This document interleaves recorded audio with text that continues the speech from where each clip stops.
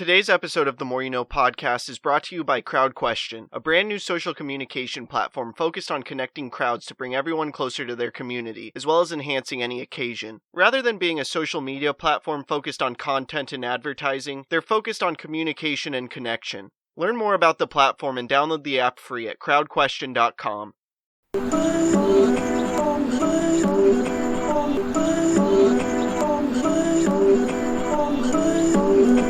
I'm just trying to make it all make sense. Today's More You No podcast.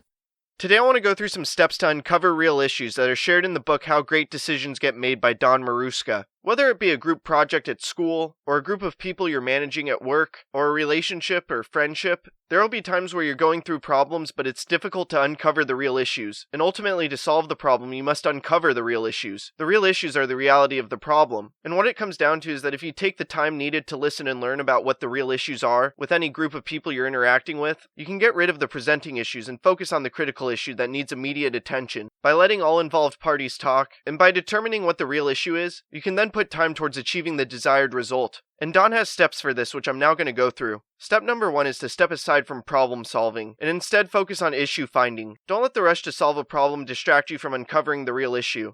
From there, step 2 is to ask all participants involved to express their thoughts and feelings. And that's because the real issues often reside at these deeper levels, things such as feelings, dreams, and other concerns.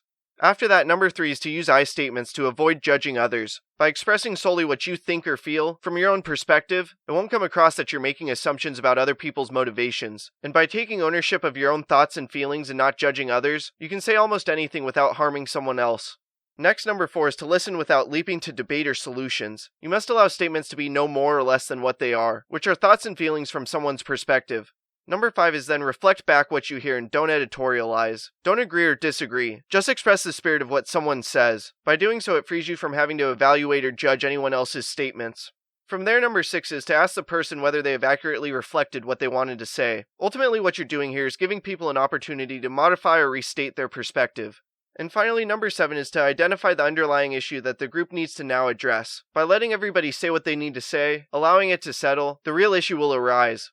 No matter who you are, you'll be interacting with others and face problems and tough times. And in order to resolve them, you must uncover the real issues. In order to uncover these real issues, you should use Don's 7 steps. By doing so, you'll be able to resolve these real issues. And this will help maintain and improve relationships, allow you to find fulfillment and happiness in life, as well as solve problems in a way that allows you to make a tremendous impact in this world, which will then allow you to craft a life of significance.